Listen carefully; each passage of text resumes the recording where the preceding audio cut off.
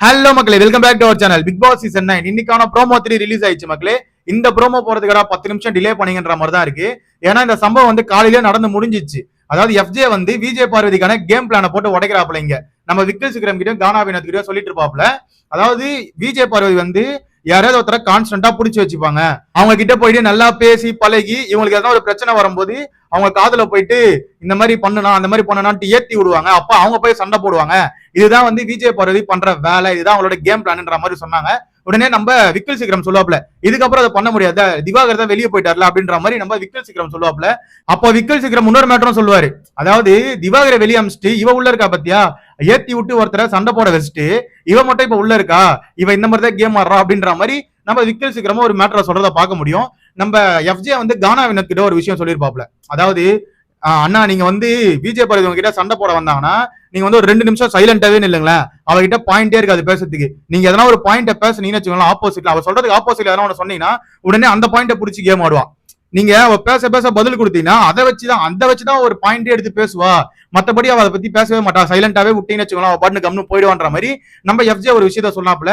FJ நம்மளுக்கு நிறைய விஷயத்துல பிடிக்காதுதான். எஃப்ஜே பண்ற ஆக்டிவிட்டிஸ் பிடிக்காது.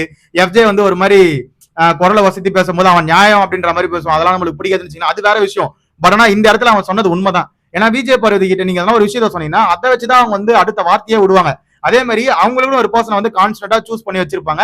அவங்கள வச்சுதான் கேமும் ஆடுவாங்க. இதான் வந்து அவங்க பண்றது. ஓகேவா, முதல்ல திவாகர் இருந்தாப்புல, அடுத்த வாரம் வந்து நம்ம கமருதீனை புடிச்சாங்க. ஓகேவா, இப்ப கூட இன்னொரு விஷயம் எஃப்ஜே சொல்லியிருப்பான். இந்த மாதிரி கமருதீன் கூட அரோரா வந்து ஒன்னா பேசி பழகுது வந்து நம்ம விஜய் பார்வதிக்கு பிடிக்கலனா, ஏன்னா திவாகரும் போயிட்டாரா, இப்போ கமருதீன் கிட்ட போய் இவ ஜாயின் ஆனா மட்டும்தான் கமருதீன் வந்து இவனுக்காக ஸ்டாண்ட் பண்ணுவான். இப்போ கமருதீனும் இல்லனா இவ வந்து தனியா தான் கேம் ஆனா அது இவளால ஆட முடியாது, அது இவளோட கேம் ஸ்ட்ராட்டஜியே கிடையாது அப்படின்ற மாதிரி அவளோட கேம் பிளான போட்டு இங்க எஃப்ஜே உடைச்சது உண்மையிலே பார்க்க நல்லா இருந்தது. மார்னிங்கே நடந்தது, இது நடந்து முடிஞ்சிச்சு. ஓகேவா, பட் ஆனா சூப்பரா சொன்னான்.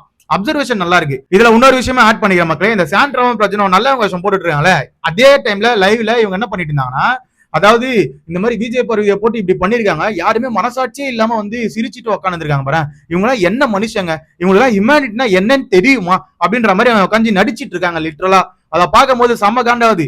ஏங்க நீங்க என்ன பண்ணீங்க தெரியுமா, அந்த பொண்ணை போட்டு கழுத்துல காலை வச்சு மெரிக்க வேண்டியதானேன்றீங்க. சபரி விடு, இதெல்லாம் கேம் பாத்துக்கலாம், கேம்ல அப்படிதான் இருக்கும் அப்படின்னு நீங்க சிரிச்சிட்டு இருந்தீங்க லிட்டரலா. உட்காந்து கூட கலாச்சி பேசிட்டு நீங்க இந்த வார்த்தையை சொல்லாமா அந்த பொண்ணுக்கு எதனா ஒண்ணுனா உடனே அப்படியே துடிக்கிற மாதிரி நடிக்கிறீங்களே, எப்படி அது? அந்த இடத்துல கனியும் நீங்க தானே நின்று இருந்தீங்க.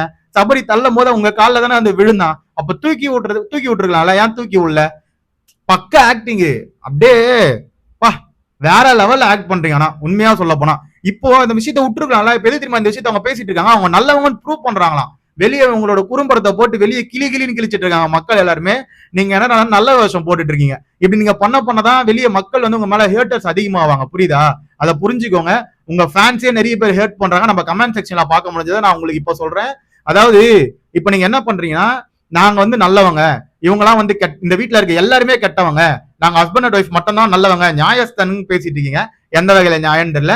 இதுல நம்ம பிரஜன் அவர்களுக்கு வெளியே ஒரு பட்டம் கொடுத்திருக்காங்க சோசியல் மீடியால, பேப்பர் ரோடின்னு சொல்லிட்டு. அதுவும் இதுக்கப்புறமே நிறைய பட்டங்கள் உங்களுக்கு வந்து குவியுன்றது மாற்று கருத்தே இல்ல. ஏன்னா சாண்ட்ராக்கு ஆக்டிங் குயின் அப்படின்னு குத்தலாம், நம்ம பிரஜன் அவர்களுக்கு பேப்பர் ரோடின்னு குத்தலாம். அந்த அளவுக்கு உட்காந்து ஆக்டிங்க போட்டுட்டுங்க. இது எங்க போய் முடிய போகுதுன்னு எனக்கு தெரியல மக்களே. உங்களோட கருத்து கீழே கமெண்ட் செக்ஷன்ல கமெண்ட் பண்ணிட்டு போங்க. அதை பத்தி நான் தெரிஞ்சுக்கிறேன். அதுக்கு நம்ம சேனலை சப்ஸ்கிரைப் பண்ணிக்கோங்க. கூட இருக்க பெல் ஐக்கனை தட்டி விடுங்க. அப்பதான் நம்ம போற வீடியோ எல்லாம் உடனே வந்து சேரும். Love you, bye, take care.